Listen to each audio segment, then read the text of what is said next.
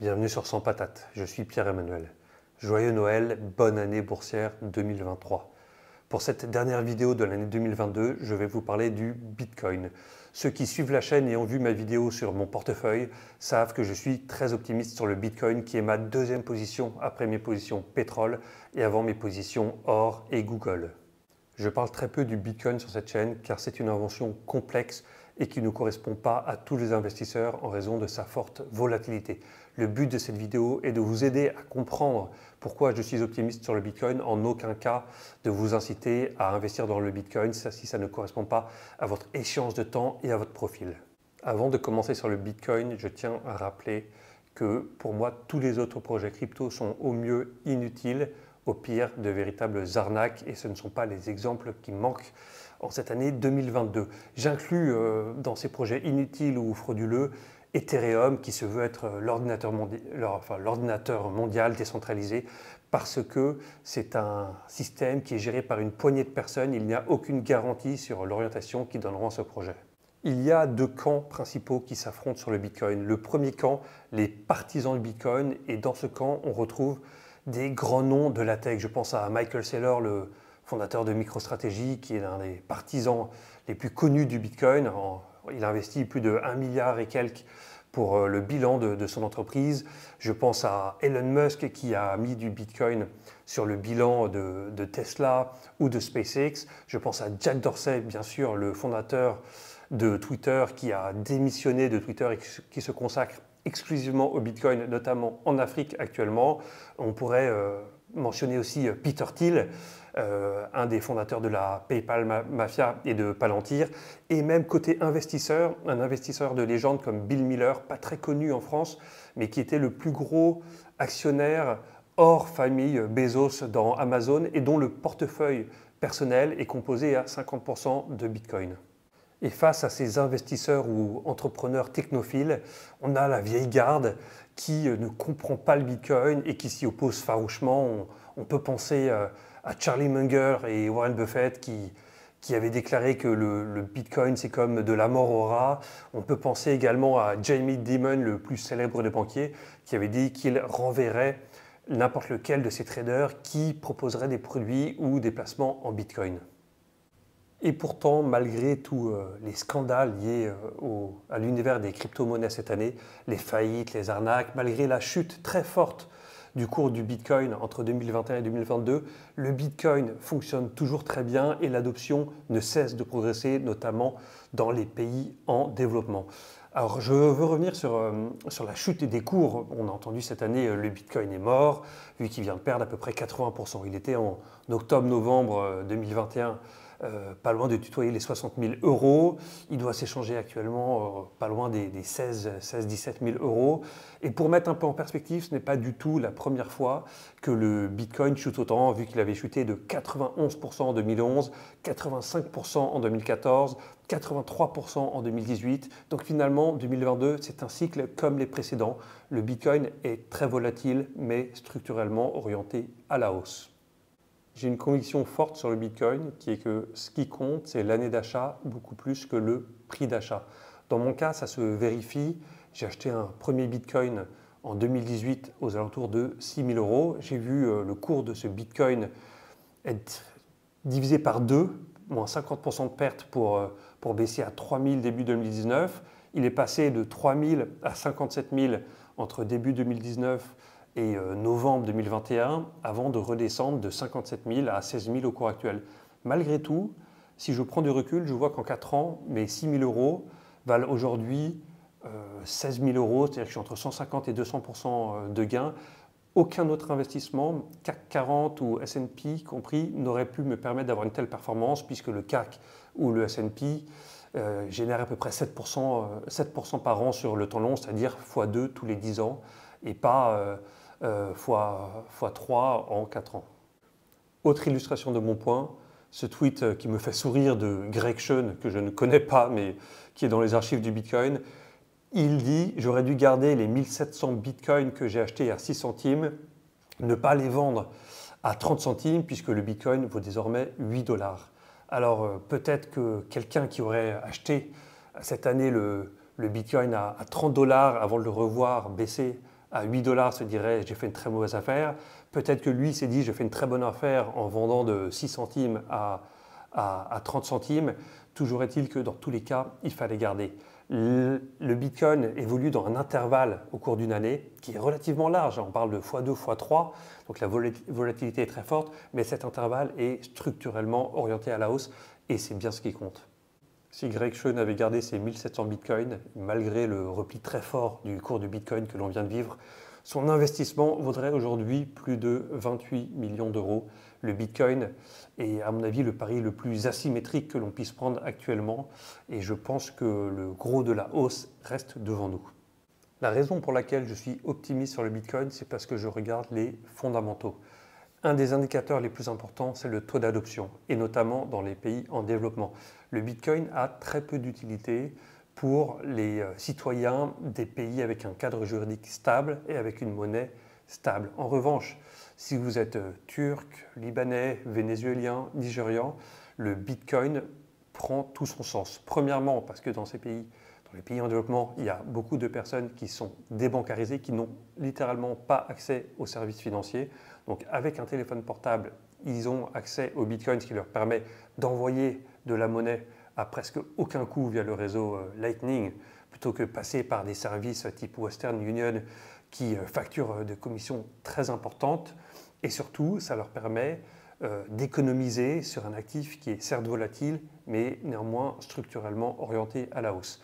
La première catégorie de personnes qui investissent dans le Bitcoin sont donc les personnes dans les pays en développement. Le Nigeria est un très bon exemple. La deuxième catégorie, c'est la tech américaine. Les Américains, et notamment tout l'écosystème tech, digital, codeur, est très en avance sur, à mon avis, l'Europe en termes d'adoption et de compréhension du Bitcoin. Regardons le prix du Bitcoin le jour de Noël depuis 2013. En 2013, le Bitcoin était à 734 dollars le jour de Noël, avant 2 années de repli, 327 en 2014 et 417 en 2015. Il faut attendre 2016 pour dépasser le niveau de 2013, vu qu'on atteint 902 dollars en 2016 pour le jour de Noël pour le Bitcoin. Explosion du cours en 2017, on est en pleine bulle de 2017. On est à 16 600 dollars le jour de Noël. La bulle se dégonfle en 2018, le jour de Noël, on est à 3 000 dollars. Je vous disais que début 2019, je l'avais vu, mais c'est à 3 000 dollars, c'était peu de temps après. Ensuite, le cours remonte fin 2020, 24 000, explose, bulle, fin 2021, 50 000. Et aujourd'hui, il doit être à 16 500 euros. Je n'ai pas regardé, mais il est quelque part entre 15 500 et 18 000. On a donc des cycles et un cours qui est structurellement orienté à la hausse. J'entends souvent cet argument, comment est-ce que le Bitcoin peut protéger de l'inflation puisqu'il vient de baisser de 80%. Alors je vous propose l'exemple de l'iPhone pricé en Bitcoin. En 2011, l'iPhone valait 162 Bitcoins, l'iPhone 4S, 52 Bitcoins en 2012, 5 Bitcoins en 2014, ça descend, ça descend, ça descend. En 2019, 0,6 Bitcoin, 0,5 en 2020, 0,1 en 2021 parce que le cours du Bitcoin a explosé à la hausse. Avec le repli du cours du Bitcoin, on est toujours à 0,4. Alors, j'entends bien que 0,4 par rapport à 2021, on était à 0,1, c'est 4 fois plus. Donc, on pourrait dire ça a monté, certes, mais si on prend un peu de recul, on dézoome, on s'aperçoit quand même qu'en une décennie, on est passé de 162 bitcoins à 0,04 bitcoin. Ce qui veut dire que si vous aviez converti tout votre argent en bitcoin en 2011, vous pouvez désormais acheter plein d'iPhone pour pas cher du tout. Autre évolution intéressante du bitcoin en 2021 et 2022, le bitcoin s'institutionnalise. On a désormais du bitcoin sur le bilan de boîte cotée du S&P, comme je le mentionnais en début de vidéo. On a du Bitcoin qui est communément représenté dans la presse économique, que ce soit sur Bloomberg, sur CNBC, même sur Les Échos. À côté du cours du pétrole, on a le cours du Bitcoin.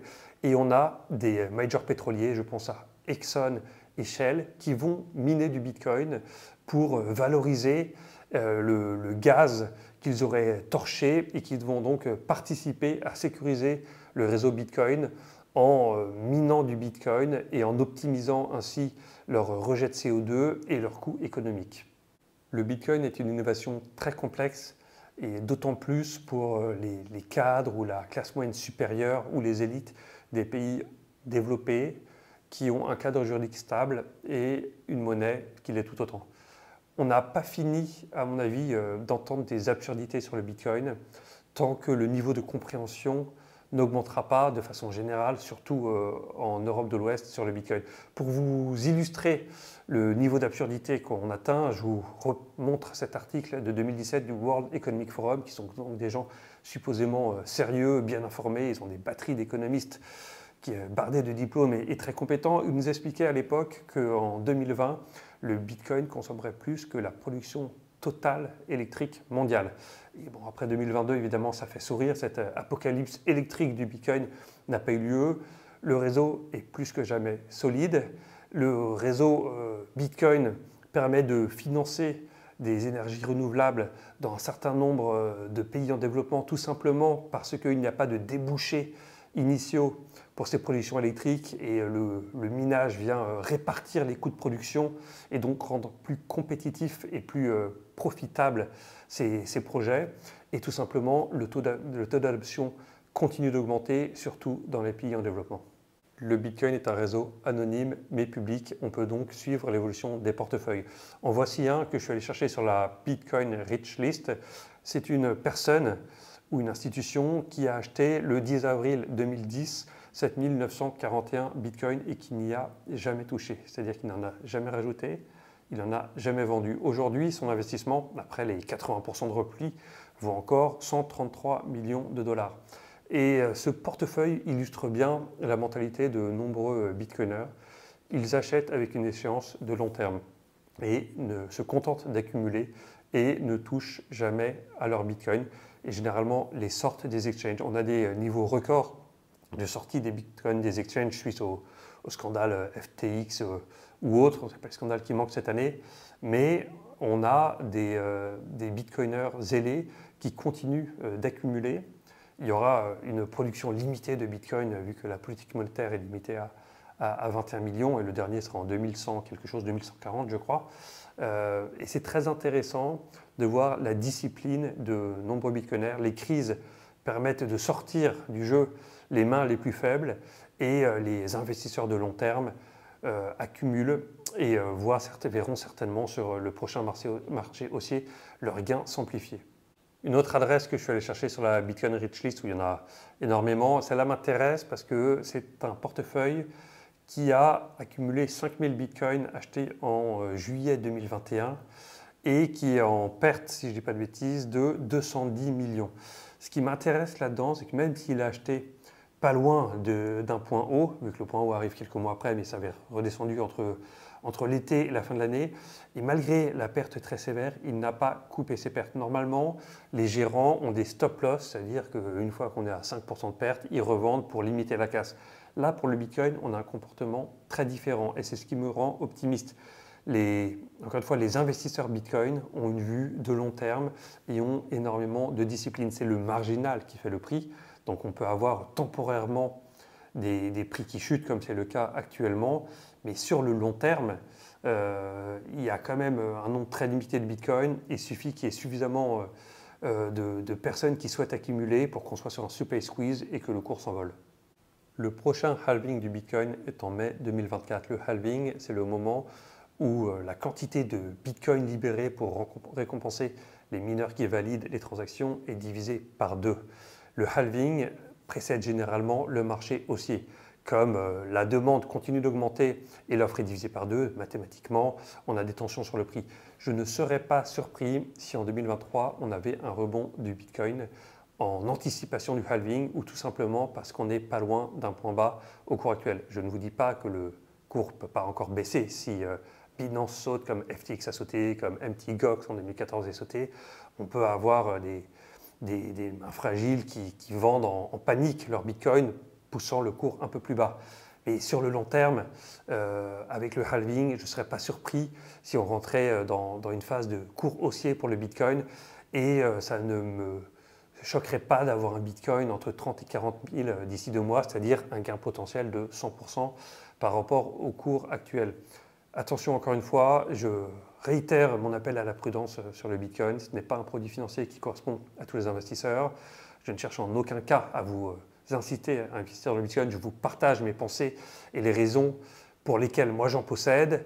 J'ai 5 ans de recul sur le Bitcoin en tant qu'investisseur, plus en tant qu'analyste, et les fondamentaux à suivre si on veut s'intéresser au Bitcoin. Encore une fois, n'investissez pas dans le Bitcoin si vous ne comprenez pas bien ce dont il s'agit, et ayez une échéance de temps et une appétence pour le risque et la volatilité qui vous permettent de bien dormir avec un tel investissement. Pour finir, je répète ce que j'ai dit en début de vidéo, pour moi, à part le Bitcoin, la sphère crypto, c'est soit inutile, soit clairement frauduleux. Il y aura peut-être un ou deux projets que je n'ai pas bien étudiés qui pourraient sortir de ces deux axiomes très, très dévalorisants. Mais méfiez-vous de la crypto dans son ensemble. Le Bitcoin, c'est un actif à part.